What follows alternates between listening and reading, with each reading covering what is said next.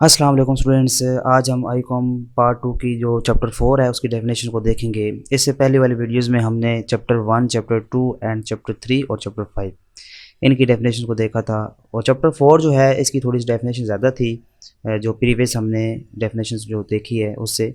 और चैप्टर 4 की definition half से ज़्यादा ऑलरेडी हम पढ़ चुके हैं, जो कि आईकॉम पार्ट 1 में प्रिंसिपल्स ऑफ कॉमर्स के नाम से जो बुक है उसमें है। तो वही कॉन्सेप्ट हैं, वही चीज़ें हैं। तो इसको आज हम देखते हैं। चैप्टर 4 की जो फर्स्ट डेफिनेशन है वो हमारे पास वही है, जॉइंट स्टॉक कंपनी क्या होती है। अकाउंटिंग में भी उसी वही डेफिनेशन है जो कॉमर्स में है। जॉइंट स्टॉक कंपनी में be define as an artificial person, एक आर्टिफिशियल पर्सन है रिकोगनाइज बाय लॉ, ये लॉज के थ्रू ये बनती है। Within destructive name, a common seal और कॉमन कैपिटल। इसका एक अलग नाम होता है, इसकी एक कॉमन सील भी होती है और इसका जो कैपिटल कॉमन होता है। और transferable shares carrying limited liability and having a perpetual succession. और इसका जो कैपिटल होता है वो जो शेयर की सूरत में होता है वो हम ट्रांसफ़र भी कर सकते हैं, और इसकी जो लाइबिलिटी होती है वो लिमिटेड होती है, और इसकी जो एग्जिस्टेंस है वो आपकी परपेचुअल है। मीन कि जब तक ये चल रही है, अगर इसमें कोई एक आधा आपका कोई शेयर होल्डर या एक आध ओनर की डेथ भी हो जाती है तो कोई इशू नहीं, कंपनी चलती रहती है। ठीक है। सेकंड डेफिनेशन हमारे पास है separate legal entity of a company. नाम से ही ज़ाहिर है, सेपरेट लीगल एंटिटी का मतलब ये होता है कि अलग शनाख्त है। It means the company is distinct from the person forming it. ये कंपनी, इसका मतलब ये होता है जो कंपनी है वो मुख्तलिफ है, यानी कि वो एक अलग शनाख्त रखती है जो इसको बनाते हैं। It enjoy many of the right of the artificial person. For example it can sue और be sued in its name. कह रहा है ये अलग ही राइट्स को एंजॉय करती है, जिस तरह के एक आर्टिफिशियल पर्सन है, जिस तरह हमने खुद किसी को बनाया होता है। और ये एक तो स्यू कर भी सकती है, यानी केस कर भी सकती है, और इसके नाम पर केस हो भी सकता है। It can own and transfer the title of the property, और ये प्रॉपर्टी ले भी सकती है और आगे ट्रांसफ़र भी कर सकती है। थर्ड डेफिनेशन है हमारे पास perpetual existence of a company. ये भी वही चीज़ है कि परपेचुअल एग्जिस्टेंस मीन कि उसका जो वजूद है जब तक वो चल रही है तो चलता रहेगा। यानी कि ओनर्स अगर 1000 ओनर आ जाते हैं, इसमें जो शेयर लेते हैं वो ओनर ही होता है। अगर उनमें से एक मर भी जाए तो कोई इशू नहीं है, ये चलती रहेगी। उनमें से अगर 300-400 भी मर जाए कोई मसला नहीं है, उनकी डेथ हो जाती है फिर भी कंपनी चलती रहती है। It means a joint stock company has a continuous life. यही बात उसने की है, एक लगातार चलने वाली इसकी लाइफ है।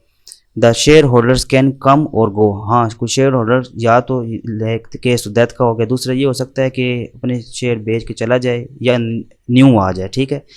But the existence of the company can not affected. तो बात वही की है कि इसकी जो एग्जिस्टेंस है उस पर कोई इफेक्ट नहीं होता। It can be winded up through compliance with the provision of companies ordinance 1984। ये बंद भी हो सकती है, वाइंड अप भी से कर सकते हैं, लेकिन उसके लिए फिर एक ऑर्डिनेंस है 1984, उसके तहत ये सारा काम किया जाता है। 4 डेफिनेशंस की है common seal of a company. Common seal is use as a substitute of the signature. एक सिग्नेचर का सब्सटीट्यूट इस्तेमाल होता है, उसे कॉमन सील कहते हैं। Because company is an artificial person, ये हमें पता है, आपने खुद बनाई, आर्टिफिशियल है। And can not sign itself, खुद तो वो साइन कर नहीं सकती, लेकिन इसके लिए एक इसकी मोर जो है या कॉमन सील जो है वो बनाई जाती है। It is also called official signature of the company. जिस तरह कंपनी की जो स्टैम्प होती है या सिग्नेचर होता है कंपनी का, ये आर्टिफिशियल हम कह सकते हैं सिग्नेचर है, ऑफिशियल सिग्नेचर है। उसके बाद 5 डेफिनेशन है कंपनी लिमिटेड बाय शेयर। अब ये क्या होता है, in a company limited by share the capital is divided into a number of shares. कह रहा है ये जो कंपनी लिमिटेड बाय शेयर होती है इसमें कैपिटल को डिवाइड किया जाता है नंबर ऑफ शेयर्स में, बहुत सारे शेयर बनाए जाते हैं। The shares can be freely transfer and sold.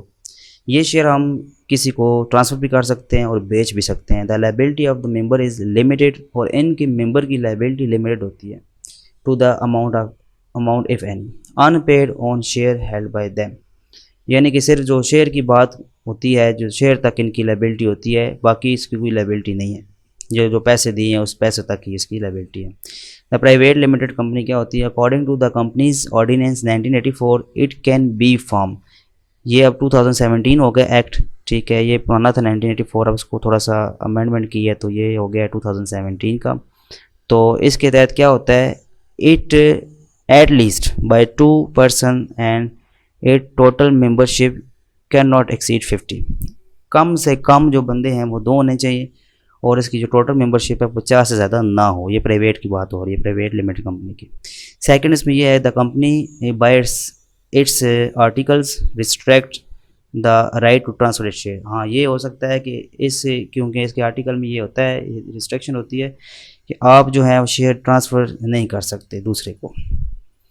It prohibits any invitations to the public to invest their money in shares or debenture of the company। ये भी एक रिस्ट्रिक्शन होती है इसमें कि आप कहीं लोगों को बेच नहीं सकते, ठीक है, इस कंपनी में आगे इन्वेस्ट करें या डिबेंचर आप किसी की नहीं खरीद सकते। तो ये एक शर्त इसमें ये भी होती है। उसके बाद पब्लिक लिमिटेड कंपनी आ गई। It can be form by at least 7 member. कम से कम कितने मेंबर होने चाहिए? 7। And there is no limit to maximum members, यानी कि मैक्सिमम की कोई जो है वो लिमिट नहीं होती। यहाँ पे कम से कम 7 होते हैं और ज़्यादा से ज़्यादा कोई भी हो सकती है, लिमिट उसकी कोई नहीं है। सेकेंड है it can invite applications from investors through advertisement in the newspaper. दूसरा इसमें यह है कि आप इनवाइट कर सकते हैं बाहर लोगों को, इन्वेस्टर्स को, कि वो इसके शेयर आगे खरीदे, यानी एडवर्टाइजमेंट कर देते हैं न्यूज़पेपर में। इसके बाद हमारी नेक्स्ट डेफिनेशन है company limited by guarantee. A company in which liability of its member is limited. पहली बात तो ये है कि इनकी मेंबर की जो लायबिलिटी होती है लिमिटेड होती है to such amount as the member may respectively undertake to contribute to the asset. जो एसेट में कंट्रीब्यूट कर रहा है उस तक of the company in the event of its being wound up. जब इसका वाउंड अप होगा तो उसको उसी की लिमिटेड ही होगा जो उसने लगाया हुआ है। अनलिमिटेड कंपनी क्या होगी? A company in which liability of its member is unlimited, यानी इनकी मेंबर की जो लायबिलिटी है वो अनलिमिटेड होती है, ऊपर वाले की लिमिटेड थी। Every member of the company is personally liable to the full extent of his personal asset for the full debt of the company. यानी कंपनी के अगर कोई डेट आ गया है तो उसे वापस करना है तो इस बंदे की पर्सनल जो इसकी जो प्रॉपर्टी है वो भी इसमें बीच में आ जाएगी, ठीक है। यानी क्योंकि लायबिलिटी अनलिमिटेड हो गई तो अब जो भी कर्जा होगा, जो भी डेट होगा, वो जितने मेंबर होंगे उनकी पर्सनल जो चीज़ें हैं उनको बेच कर पूरा किया जाएगा। एसोसिएशन नॉट फॉर प्रॉफिट, ये क्या होता है? ये सेकंड चैप्टर हमने जो देखा था वही इसकी डेफिनेशन है, नॉन ट्रेडिंग वाली, वही इसको आप देख सकते हैं। It enjoy all the privileges of limited company. Limited company की प्रिविलेजेस को ये एंजॉय करते हैं without using the word limited. हाँ, लेकिन इसमें ये शर्त है कि यहाँ पे लिमिटेड का वर्ड नहीं लगा जाता। हालांकि जो लिमिटेड कंपनी है उनके साथ लिमिटेड का वर्ड होता है और प्राइवेट लिमिटेड का वर्ड भी समटाइम प्राइवेट लिमिटेड कंपनी में लगाया जाता है, ये इनमें नहीं होता। It is mainly form for the promotion of commerce. Commerce की प्रमोशन के लिए बनाया जाता है, आर्ट का, रिलीजन का, चैरिटी का, ठीक है। ये सारी जो है इनके लिए ये कंपनी बनाई जाती है। मेमोरेंडम ऑफ एसोसिएशन, वही जो पिछले साल हमने कॉमर्स में डेफिनेशन पढ़ी थी, क्या होता है? It is the basic document of the company. It contain the fundamental condition upon which alone a company can be incorporated, जिसमें सारी कंपनी इनकॉर्पोरेटेड होती है। It set out the limits outside which the action of the company can not go. ये limits इसमें set out की जाती है जिसमें कंपनी बाहर जा नहीं सकती। उसके बाद है आर्टिकल ऑफ एसोसिएशन। ये सेकंड डॉक्यूमेंट है जो आपने पिछले साल पढ़ा था। It is second important document in the incorporation of the company. It contain the rules and regulation for the internal management of the company. इसमें रूल रेगुलेशन होते हैं जो कि कंपनी को चलाने के हवाले से, मैनेजमेंट के हवाले से होते हैं। नेक्स्ट डेफिनेशन है prospectus. It is valuable document issue by the company for raising of the capital. ये वैल्यूएबल डॉक्यूमेंट है जो कि कंपनी इशू करती है। क्यों करती है? वो अपने कैपिटल को बढ़ा सके, शेयर बेच सकें, उससे पैसे हासिल कर सकें। नेक्स्ट डेफिनेशन है शेयर क्या होता है। अब वही डेफिनेशन नीचे भी आ गई कि शेयर क्या है। The total amount of capital of the company is divided into smaller units. यानी जो टोटल आपका कैपिटल है वो यूनिट से, स्मॉलर यूनिट से मिलकर बना होता है, और जो स्मॉलर यूनिट होते हैं उन्हें हम शेयर कहते हैं। These units are called share. उसके बाद हमारे पास 15 डेफिनेशन है।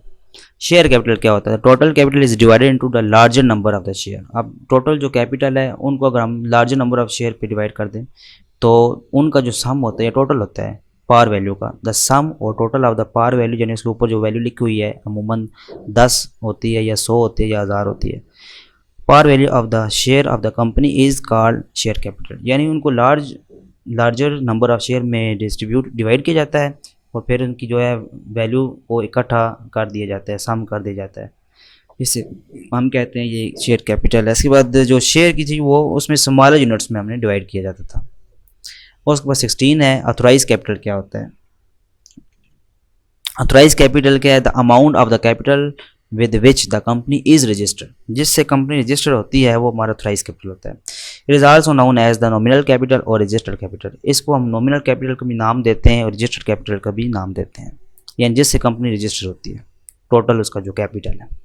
इशूड कैपिटल क्या होता है, अब जो हमारी रजिस्टर हुई है हम सारा का सारा तो नहीं बेचेंगे ना, उसमें से कुछ बेचेंगे, शेयर ऑफर करेंगे, ठीक है। इशूड कैपिटल क्या है, share offer to the general public for the contribution are known as share issued, the total par value of such share is called issued capital, यानी इनकी जो टोटल पार वैल्यू होगी उनको हम कहेंगे ये इशूड कैपिटल है। उसके बाद है सब्सक्राइब कैपिटल, जब हमने लोगों को तो कैपिटल इशू कर दिया, अब उनमें से कुछ लोग सब्सक्राइब करेंगे, जिस तरह हमको पैकेज लगाते हैं सब्सक्राइब करते हैं, इसका मतलब हमने वो लगा लिया। तो यहाँ पे भी इसी तरह होगा कि जब शेयर खरीद लेंगे लोग जो इशू किए हुए हैं, मैंने इशू किए हैं 10,000, अब लाजमी नहीं है 10,000 लोग खरीदें, 8,000 भी खरीद सकते हैं, जब खरीदेंगे वो क्या हो जाएगा, सब्सक्राइब हो जाएगा। Out of the total number of the share issue by the company, यानी ऊपर वाले जो शेयर हैं उनमें से that the number of share which is taken up by the public, जो पब्लिक ले लेती है share, are known as share subscribe capital, share subscribed, और इसे हम जो इसकी जो पार वैल्यू होगी उसे हम कहेंगे, यानी टोटल जिनका सम हो जाएगा उनको उसको हम कहेंगे सब्सक्राइब कैपिटल है। अब ये जो उन्होंने लिए हैं वो शेयर सब्सक्राइब हो चुके हैं, लेकिन जब इनका टोटल या इनकी जो वैल्यू निकालेंगे, पार वैल्यू टोटल जो होंगी, उसको हम ये कहेंगे पूरा सब्सक्राइब कैपिटल बन गया है।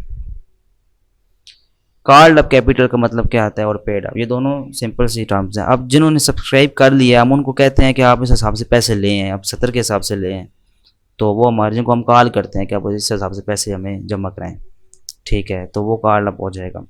The portion of subscribe capital, ये उसका पोर्शन है सब्सक्राइब कैपिटल का, which is called up by the company, जिसको कंपनी जिस हिसाब से कॉल अप करेगी from public is called up capital.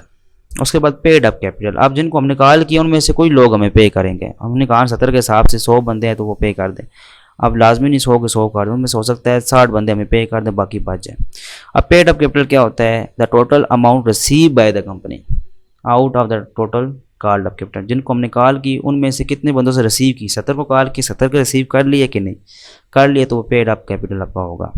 अगर 70 की नहीं रिसीव की, 60 रिसीव की है, तो 60 आपका पेड अप कैपिटल हो जाएगा, और जो 10 रह गया वो अनपेड अप कैपिटल होगा, जो कि यहाँ पर डेफिनेशन नहीं है चूँकि, तो मैंने कहा चले इसको कॉन्सेप्ट भी क्लियर कर लें।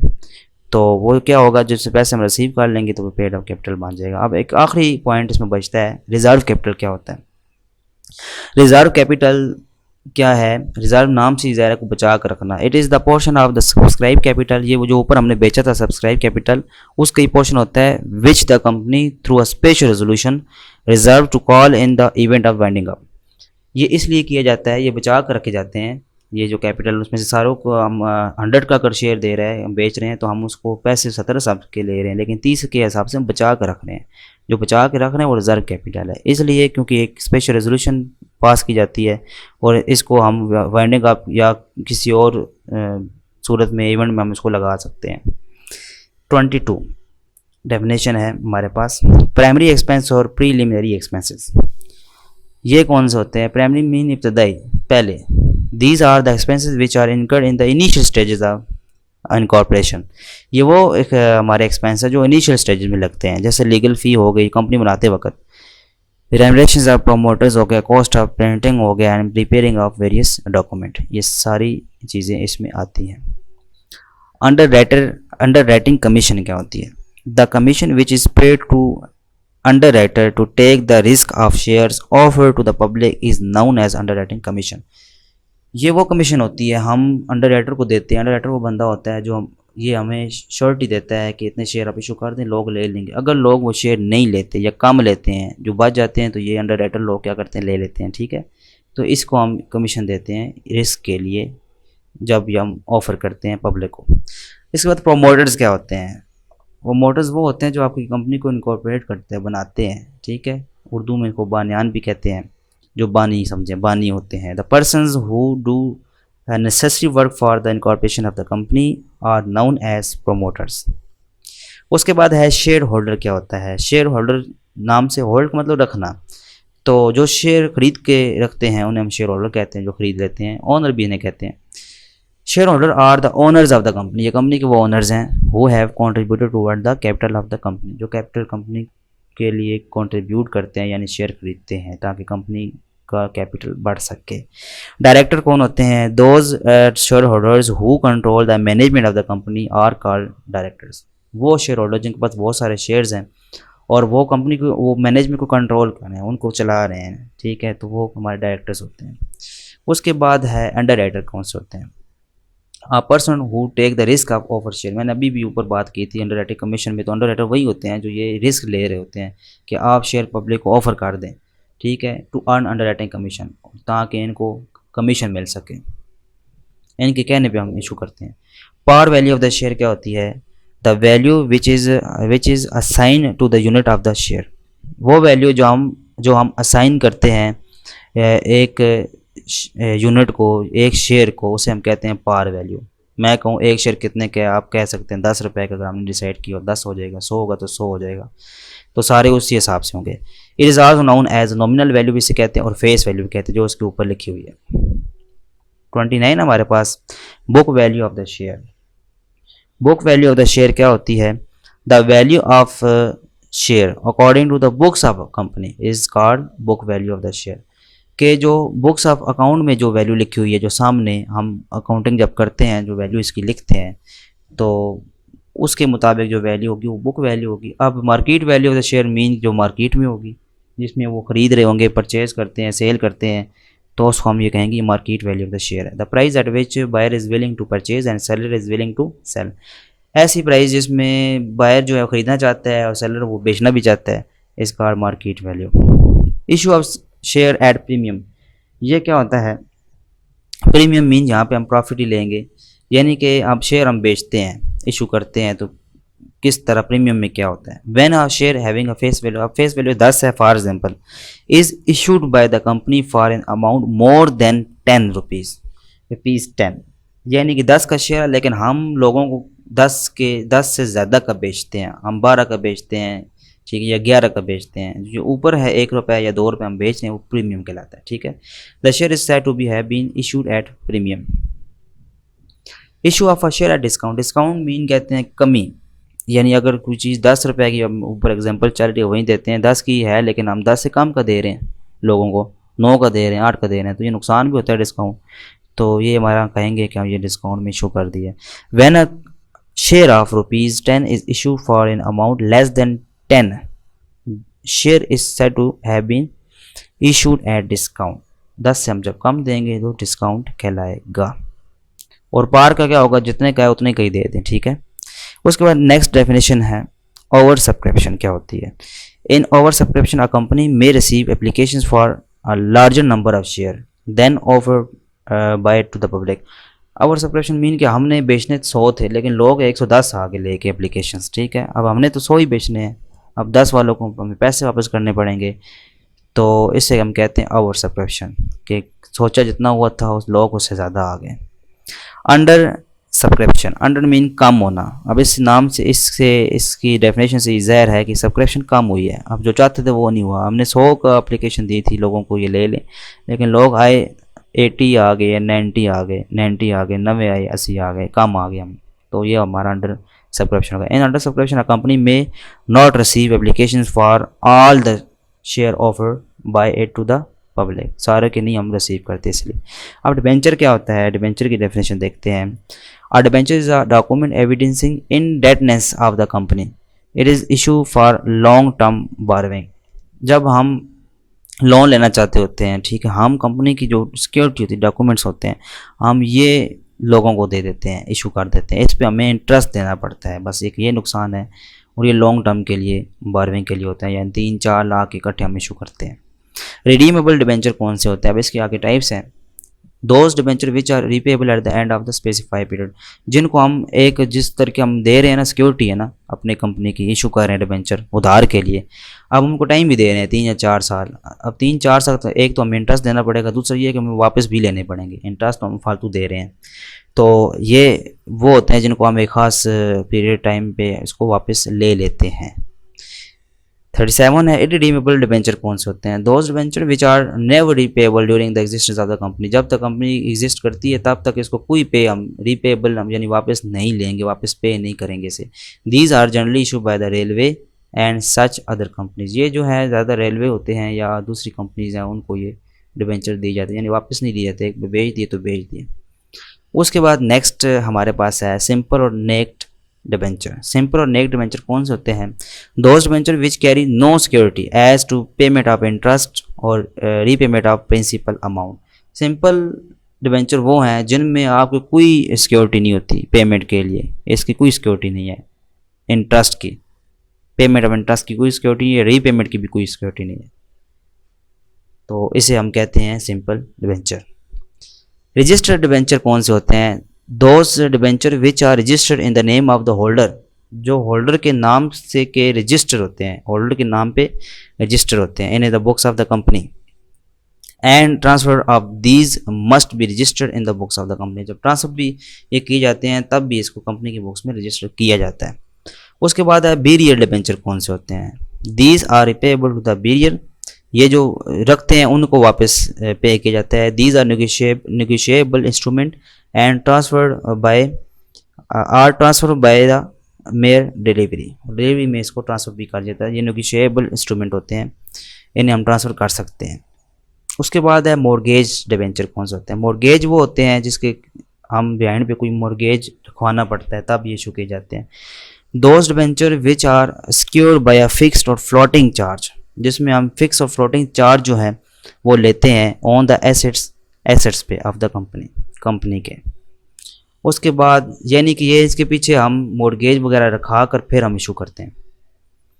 कन्वर्टेबल डिबेंचर कौन से होते हैं? Debenture which can be converted into share of a company, जो कंपनी के शेयर में कन्वर्ट किए जा सकते होते हैं, उसे कन्वर्टेबल हम डिबेंचर कहते हैं। नॉन कन्वर्टेबल डिबेंचर कौन से होते हैं? Debenture which can not be converted to share, जो शेयर में कन्वर्ट नहीं किए जा सकते of a company is called non convertible debenture. Last definition हमारे पास डिबेंचर स्टॉक। डिबेंचर स्टॉक क्या होता है? डिबेंचर स्टॉक इज वन और more series of debenture consolidated, यानी इकट्ठे एक डिबेंचर होते हैं बहुत तरह के। Each stockholder being entitled to such proportions of the whole amount represented by stock certificate। जिस तरह के स्टॉक सर्टिफिकेट होता है उसमें मुख्तलिफ तरह के स्टॉक के हवाले से लिखा जाता है, तो इस तरह की वो प्रोपोर्शन बताई जाती है, सारी अमाउंट टोटल की जाती है इस डिबेंचर में, उसे हम कहते हैं डिबेंचर स्टॉक है। मुख्तलिफ किस्म के डिबेंचर उसमें ऐड होते हैं।